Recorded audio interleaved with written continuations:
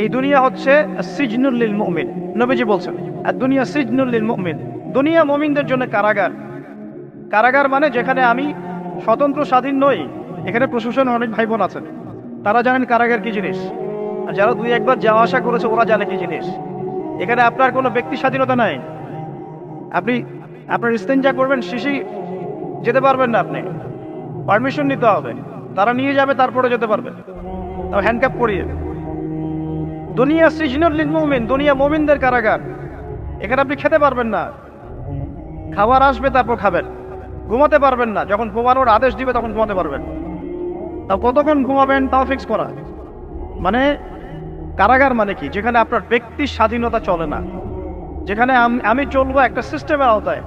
এখন নবীজি বলছেন দুনিয়াটাই হচ্ছে কারাগার। আর এই দুনিয়ায় কেমন করে আমি প্রবৃত্তির দাসত্ব করতে পারি, কেমন করে আমি আল্লাহকে বলে নামাজ বাদ দিতে পারি, কেমন করে জাকাত সেই কবে ফরজ হয়েছে, মিল ইন্ডাস্ট্রিজ ফ্যাক্টরিজ করেছি, জাকাত দেই না। রমজান মাস যায় আসে যায় আসে যায় আসে, রোজাও রাখি না, তারাবি পড়তে পারি না। কোরআন আমার সামনে মানুষ তেলাওয়াত পড়ে, কোরআন আমার ঘরে পড়ে আছে, শেলফের উপরে ধুলাও আছে, শেলফের উপরে কোরআন ধুলাওয়ালা, ধুলো মাখা। কোরআন পড়ার তৌফিক হয় না, নবীর হাদিসগুলো চর্চা করার তৌফিক হচ্ছে না, ইসলামিক বইপত্র পড়তে পারি না। এই কারাগারের জীবনে বসি আমি একটা মেয়ের পিছনে দৌড়াচ্ছি, মাদক খাচ্ছি, জেনা করছি, কোনো সময় ধর্ষণ করছি, কোনো সময় সুদ খাচ্ছি, ঘুষ খাচ্ছি, দুর্নীতি করছি। এই কারাগারের জীবনে বসে, যেখানে আমার কোনো ব্যক্তি স্বাধীনতা নাই। তাহলে কারাগারের জীবনের মেয়াদ যখন শেষ হবে, যখন তাকে এখান থেকে বের করে নিয়ে আসা হবে, অর্থাৎ মৃত্যু, তখন তার সাথে কিরকম রিমান্ডে আচরণ করা হবে এটা ভালো করে বুঝে না।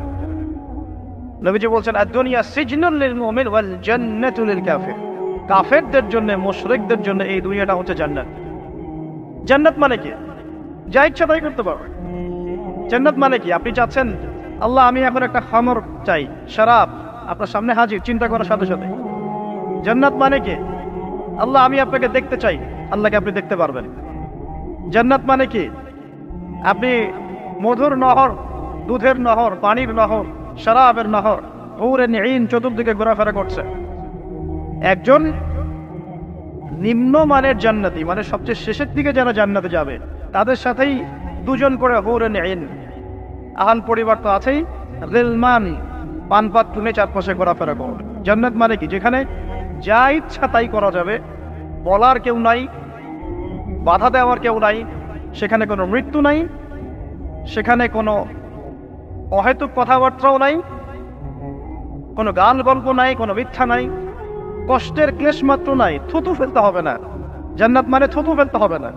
জান্নাত মানে হাঁচি হবে না, নাক ঝাড়তে হবে না। জান্নাত মানে ইস্তেঞ্জা, পেশাব পায়খানা করার টেনশন নাই। মানুষ খাবার খাবে, একটা ঢেকুর তুলবে, ব্যাস খাবার হজমে। আর জান্নাতের সবচেয়ে বড় বিষয়টা কি? আল্লাহ পাককে আমরা এই চোখ দিয়ে দেখতে পারবো ইনশাআল্লাহ। আর তার সমকক্ষ একটা বিষয় হচ্ছে আল্লাহ পাক বলে দিবেন যে আমি তোমাদের সবার উপর সন্তুষ্ট হয়ে গেলাম, যাও কোনোদিন অসন্তুষ্ট হও। ব্যাস, এখন আপনি যত কিছুই করেন এই বস্তুবাদী জীবনে, মনে একটা ভয় থেকে যাবে।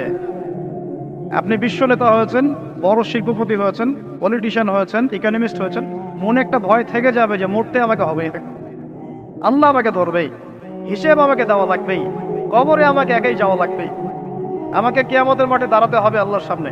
মনে একটা ভয় কাজ করে, যদিও বাইরে মানুষ দেখায় যে কোনো ভয় নাই। মানুষ বাইরে অভিনয় করে, মানুষ সমাজের মানুষের সাথে বাইরে একটা অভিনয় করে। কোনো ক্ষেত্রে আমরা নিজেরাই নিজেদের সাথে অভিনয় করি। কথা সাহিত্যিক হুমায়ুন আহমেদের নাম শুনেছেন? ইন্তেকাল করেছেন। একটা সময় ছিল আমরা স্কুলে পড়তাম, কলেজে পড়তাম, মাঝে মাঝে টুকটাক এ ধরনের কিতাব, বইপত্র পড়া হয়েছে। হিমু, মিসির আলী, এসব পড়া হয়েছে। শরৎচন্দ্র, বঙ্কিমচন্দ্র, রবীন্দ্রনাথ, নজরুলের কবিতাগুলো, ইভেন শেক্সপিয়ার, অ্যাডাম স্মিথ সহ, যিনি অর্থনীতির জনক। যাই হোক, তিনি তার বইয়ের মধ্যে লিখেছিলেন যে এই পুরো দুনিয়াটা হচ্ছে অভিনয়ের মঞ্চ। কথা সাহিত্যিক, তিনি বলছেন তার মতো করে এই পুরো দুনিয়াটাই অভিনয়ের মঞ্চ, আর আমরা সবাই নিজ নিজ জায়গায় অন্যের সাথে অভিনয় করছি। কোনো ক্ষেত্রে আমরা নিজেরা নিজেদের সাথে অভিনয় করছি। তিনি বলছিলেন আমরা সবাই অভিনেতা, আর সবচেয়ে বড় অভিনেতা হচ্ছে পলিটিশিয়ানরা। কারণ তাদেরকে অনেক বড় মঞ্চে অভিনয় করতে হয়। এটা আমার কথা না, হুমায়ুন আহমেদের কথা, পড়ে দেখেন। তো আল্লাহ পাক পাঠিয়েছেন তার ইবাদত করতে, আর এই বস্তুবাদী জগৎ আমাদেরকে ভুলিয়ে দিল কিভাবে? কয়েকটা প্রলোভন দিল। প্রথম প্রলোভন হচ্ছে টাকা, তারপরে জীবনে কি করব প্রতিষ্ঠিত হওয়ার চিন্তা, তারপরে চাই চাই আরো চাই এই একটা আকীদা দর্শন, তারপরে আমার স্ত্রী সন্তান আহার পরিবারের কি হবে, আর আরেকটা দর্শন আছে, এটাকে বলে চারবাক দর্শন। এবং দুঃখের সাথে বলতে হয় আমাদের রবীন্দ্রনাথ ঠাকুর কিন্তু এই দর্শনের মানুষ ছিলেন। চারবাক কিরকম? তার কবিতা পড়লে দেখবেন লেখা আছে, দুহাতে যা পাও হাত পেতে নাও, দুহাতে যা পাও হাত পেতে নাও, বাকির খাতা শূন্য থাক, বাকির খাতা শূন্য থাক। ঠিক চারবাক দর্শন, এটা ফিলোসফি পড়েছেন, এখানে অনেক টিচারও আছেন আমি জানি, তারা এই কথাগুলো বুঝবেন। চারবাক দর্শন কেমন? ঋণ করে ঘি খাও, ঋণ করে ঘি খাও, যতদিন বাঁচবে সুখে বাঁচবে, এটা হলো চারবাক দর্শন।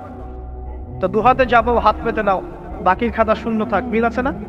ঋণ করে হলেও ঘি খান, যেভাবে হোক ঘি খান না, মানে ঋণ করে হলেও ঘি খান, যতদিন বাঁচবেন সুখে বাঁচবেন। তাহলে এই দর্শনগুলো বস্তুবাদী না?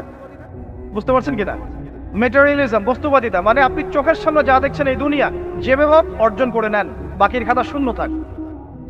ইসলামিক কনসেপ্ট এর টোটাল ডিফারেন্ট কনসেপ্ট। ইসলামের ঈমান, আকীদা, ইসলাম, পরকাল, মুহাম্মদ সাল্লাল্লাহু আলাইহি ওয়াসাল্লামের আদর্শ সম্পূর্ণ ডিফারেন্ট। আমরা বলি কি, এই দুনিয়াতে আমরা মুসাফির, দুনিয়াতে আমরা কি মুসাফির, কে কতদিন থাকবো কোনো ঠিক নাই। নবীজি বলছেন, হে আব্দুল্লাহ বিন ওমর, তুমি দুনিয়াতে মুসাফিরের মতো থাকো, সকালবেলা উঠলে সন্ধ্যার অপেক্ষা করো না, সন্ধ্যাবেলা হলে সকালের অপেক্ষা করো। দর্শনের মধ্যে কত পার্থক্য না, আকাশ পাতাল পার্থক্য না? এখন যদি এই বস্তুবাদী দর্শন নিয়ে আপনি চলাফেরা করেন, তাহলে তো আপনার লাইফের অ্যাম্বিশন হবে একটা ফ্ল্যাট, আর ওটা এনি হাও আপনাকে অ্যাচিভ করতে হবে, legal way or illegal way, আপনাকে অ্যাচিভ করতেই হবে, অ্যাচিভ করতেই হবে, যেহেতু আপনার মোটিভটা হচ্ছে মেটেরিয়ালিজম, বস্তুবাদিতা। আর নবী সাল্লাল্লাহু আলাইহি ওয়াসাল্লাম কি বলছেন? সকালে ঘুম থেকে উঠলে সন্ধ্যার অপেক্ষা করো না, সন্ধ্যা বেলায় থাকলে সকালের অপেক্ষা করো না। তুমি দুনিয়াতে মুসাফিরের মতো থাকো, তোমার যতটুকুতে দুনিয়া চলে যায় এতটুকুতে সন্তুষ্ট থাকো। নবীজি বলছেন, তোমরা হাঁটবে যখন রাস্তায় চলাফেরা করবে, তোমাদের উপরের দিকে দেখবে না যে তোমাদের উপরে কারা আছে, অলওয়েজ দেখবা তোমাদের নিচে কারা আছে, তোমাদের চেয়ে খারাপ কারা আছে। এক ভাইকে আপনি দেখবেন আপনি সুস্থ, তার হাত নাই। আরেক ভাইকে দেখবেন আপনি সুস্থ, তার চোখ নাই। এক ভাইয়ের পা প্যারালাইজড হয়ে গেছে, এক ভাইয়ের বডি প্যারালাইজড, একজন হার্টের রোগী, একজন ডায়াবেটিসের রোগী, আপনি সুস্থ আছেন, অথচ ওই ব্যক্তির অনেক টাকা পয়সা আছে, আপনার নাই। এখানে কে ধনী বলেন দেখি, আপনি না সে? আপনার সুস্থতা আছে। আরেক ভাইয়ের অনেক বড় বড় ফ্ল্যাটস, কিন্তু আপনার এতটুকু নাই, ছোট্ট একটা বাসা। আপনার কষ্ট লাগে, আমারও যদি এমন হতো। ওই বাসায় গিয়ে দেখলেন যে ইন্টারনালি সে ব্যক্তি সুখে নাই, তার পরিবারে অশান্তি, তার পরিবারে হৃদ্যতা ভালোবাসার বন্ধন নাই, আপনার পরিবারে আছে। একটা রিক্সাওয়ালা সারাদিন রিক্সা চালিয়ে 400-500-1000 টাকা আর্ন করে বাসায় চলে গেল, গিয়ে বাসায় আলু ভর্তা, ডিম ভাজা, ডাল দিয়ে ভাত খাচ্ছে, সুখে আছে, দিন বউয়ের সাথে গল্প করছে, চাঁদ দেখছে। আর সেই তো কবে আপনি ওয়াইফ কিনে চাঁদ দেখেছেন ঠিক নাই, আপনি টাকা অর্জন করার নেশায় বছরের পর বছর স্ত্রী থেকে দূরে আছে, দেখারই সৌভাগ্য হয়। আসলে সুখ কাকে বলে? সুখটা কি জিনিস? ঢাকাবাসীকে সুখ বোঝানো দরকার। সুখটা কি জিনিস?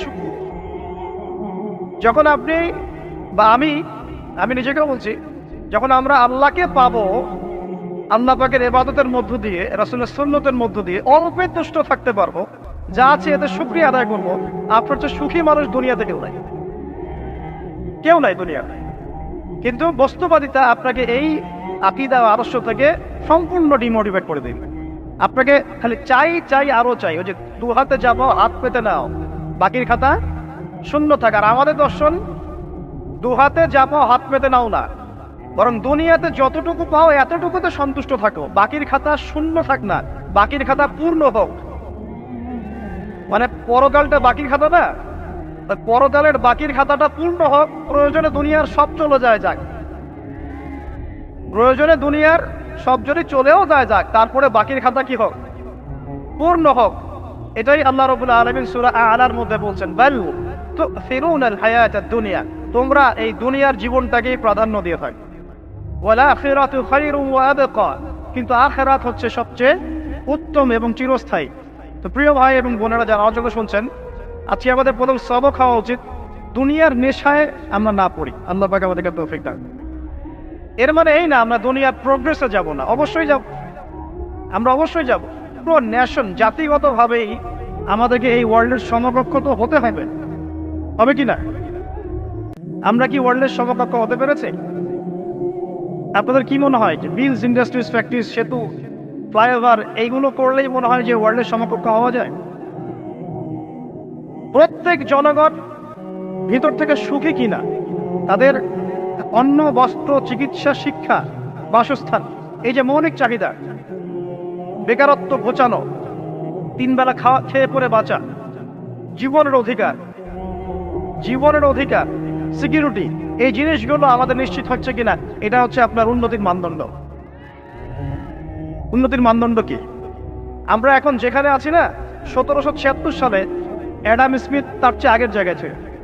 1776 সালে অ্যাডাম স্মিথ একটা বই লিখেছেন, তার নাম হচ্ছে যে দ্য ওয়েলথ অফ নেশন, এই কিভাবে একটা রাষ্ট্রের ওয়েলথ ফাংশন করে। ওই 1776 সালে তিনি যে চিন্তাগুলো করেছেন, এখন পর্যন্ত আমরা সেই চিন্তা বাস্তবায়ন করতে পারি নাই। 1776 সালের চিন্তা, কিন্তু ওই চিন্তা বাস্তবায়ন করেছে পশ্চিমারা। পশ্চিমা সভ্যতা যেটা আপনি দেখছেন দাঁড়িয়ে আছে, এই একটা বইয়ের উপর দাঁড়িয়ে আছে। যেমন একটা এক্সাম্পল দিই, আলোচনা আর কঠিন হয়ে যাবে, অন্যদিকে যাব। আমরা মনে করি যে অর্থনীতি আমরা নিয়ন্ত্রণ করব, ঠিক আছে, অর্থনীতির পুরো বিষয়গুলো আমরা নিয়ন্ত্রণ করে আমরা সমৃদ্ধি নিয়ে আসবো। আসলে বিষয়টা কি জানেন? অর্থনীতির নিজের একটা ফ্লো আছে, ও নিজেই নিজেকে নিয়ন্ত্রণ করে, এবং তার উপর একটা ইনভিজিবল হ্যান্ড থাকে, অদৃশ্য হাত, যেটা আমরা বলি আল্লাহ রাব্বুল আলামিন। আল্লাহ রাব্বুল আলামিন এই পুরো অর্থনীতিকে নিয়ন্ত্রণ করেন। আমরা যখন সেটাকে ইন্টারফেয়ার করতে যাব, তখন ইকোনমি কলাপস করে যাব। এই যে করছে কলাপস। আরো ব্যাপার আছে, শুধু ব্যবসা, অর্থনীতি, এক্সপোর্ট ইম্পোর্ট, এগুলোকে তিনি জাতির মানদণ্ড বলতেন না। তিনি বলতেন যতক্ষণ পর্যন্ত জাতির প্রত্যেক ব্যক্তির মধ্যে এথিক্স না আসবে, নীতি যতক্ষণ পর্যন্ত না আসবে, আপনি করাপশন থামাতে পারবেন না। তাই হয়েছে না? শুধু ব্যবসা না, আদর্শ কতটুকু আছে? এই যে আপনি দেখছেন বিভিন্ন জায়গায় ভেজাল খাওয়াচ্ছে, ওদের কি টাকার অভাব আছে? ওদের টাকার কিন্তু অভাব নাই। নেম ফ্রেমে কোনো ঘাটতি আছে? এস্টাবলিশড বিজনেস, তাহলে কেন আপনাকে ভেজাল খাওয়াবে? কারণ তার মধ্যে এথিক্স নাই, নীতি নাই। এই জন্য জাতির প্রত্যেক সদস্যকে, মানে প্রত্যেক জনগণের প্রত্যেককেই আগে নীতিগত শিক্ষা দেওয়া উচিত। আর এই কাজটাই করে ইসলাম, বলে সুবহানাল্লাহ। এই এথিক্স এবং নীতি শেখাকে ইসলামের চেয়ে সার্বজনীন হবে এবং যুগোপযোগী ভাবে কেউই এথিক্স শেখাতে পারবে না। কাগজে কলমে অনেক কথা বলতে পারে, প্র্যাকটিক্যালি শেখাবে কে? ইসলাম। এখন বলতে পারেন তাহলে মুসলিমদের মধ্যে দুর্নীতি কেন, মুসলিমদের মধ্যে কেন এই সমস্যাগুলো হয়? উত্তর একটাই, ওই যে স্যার বলে গেলেন, আমি বিভিন্ন ওয়াজে যে এক জায়গায় এক কথা বলে। উত্তরটা কি? উত্তরটা হচ্ছে যে কোরআন এবং সুন্নাহর সঠিক যে শিক্ষাটা আছে, এই শিক্ষাটা আমরা অনেকেই বাস্তবায়ন করতে পারছি না। এটা আমাদের ব্যর্থতা। এটা কাদের ব্যর্থতা? এটা আমাদের ব্যর্থ। এখানে আমাদের ব্যক্তির স্বার্থ থাকতে পারে, এখানে আমার জ্ঞানের স্বল্পতা থাকতে পারে, আমার ভিতরে অহংকার থাকতে পারে, বা আমি অল্প শিক্ষিত হতে পারি, এবং এমন হতে পারে আমার জ্ঞানটা যুগোপযোগী না। ইসলামিক জ্ঞান আমার মধ্যে আছে, কিন্তু কিভাবে এই জ্ঞান দিয়ে ওয়ার্ল্ডকে ডিল করবো, এই জ্ঞানটা আমার মধ্যে নাই। এই কারণে আমরা হয়তোবা ইসলাম, কোরআন সুন্নাহ হাতে থাকার পরেও এই সমস্যাগুলো ফেস করছি। প্রথম সমস্যা হচ্ছে বস্তুবাদিতা। আল্লাহ পাক আমাদের সবাইকে, যারা আলোচনা শুনছি, দুনিয়ার প্রেমিক হওয়া থেকে বাঁচাক বলি আমি। দুনিয়ার প্রেমিক না, প্রেমিক হবো কার? আল্লাহর, আখিরাতের। কতটুকু দাম আছে দুনিয়ার? আল্লাহ পাক বলছেন একটা মাছির পাখার সমানও না। একটা মাছির পাখার কি দাম আছে আপনার কাছে? আল্লাহ পাক বলছেন পুরো দুনিয়ার দাম আমার কাছে যদি একটা মাছির পাখার সমান হতো, তাহলে এই দুনিয়াতে কোনো কাফের মুশরিক পানি পান করতে পারতো না। তার মানে এই দুনিয়াতে যা করো, আমার তো কোনো দামই নাই তো। কালকেই তো আমি দুনিয়া ধ্বংস করবো। আর ওই যে দুই জাতির কথা বললাম, জিন এবং মানব জাতি, আপনারা সূরা আর রহমান পড়বেন। রহমান নামটা অনেক ব্যাপক, দয়াময়ের নাম, তার মানে আল্লাহ পাক মার্সিফুল, মোস্ট মার্সিফুল। কিন্তু এই সূরা আর রহমানে একটা ভয়ঙ্কর আয়াত আছে। কি? সানাফরুগু লাকুম আইয়ুহাস সাকলান। হে মানুষ এবং জিন, হে মানুষ এবং জিন, শীঘ্রই আমি তোমাদের দুইটা জাতিকে ডিল করার জন্য ফারেক হচ্ছি, অপেক্ষা করতে থাক। মানে আল্লাহ পাক কুল্লু ইয়াউমিন হুয়া ফি শান, মানে আল্লাহ পাক কি করেন, সব সময় তার কাজে ব্যস্ত আছেন। মহাবিশ্বের তো গ্রহ নক্ষত্র গ্যালাক্সির অভাব নাই, মাখলুকের কোনো অভাব নাই। আল্লাহ পাক প্রত্যেকটা মুহূর্তেই তার কাজে ব্যস্ত আছে, তার কাজে শানে ব্যস্ত আছে। কিন্তু এই ব্যস্ততা থেকে ফারেক হবেন কাদের জন্য? মানুষ আর জিনের জন্য। সুবহানাল্লাহ, মানুষ আর জিনের জন্য। আল্লাহ পাক বলেন সানাফরুগু লাকুম আইয়ুহাস সাকলান। দাঁড়াও, দুনিয়ার মধ্যে এইসব করে বেড়াচ্ছ, তোমাদের দুই জাতির জন্য আমি অচিরে ফারেক হব ইনশাআল্লাহ। ওইটাই হলো কিয়ামতের দিন।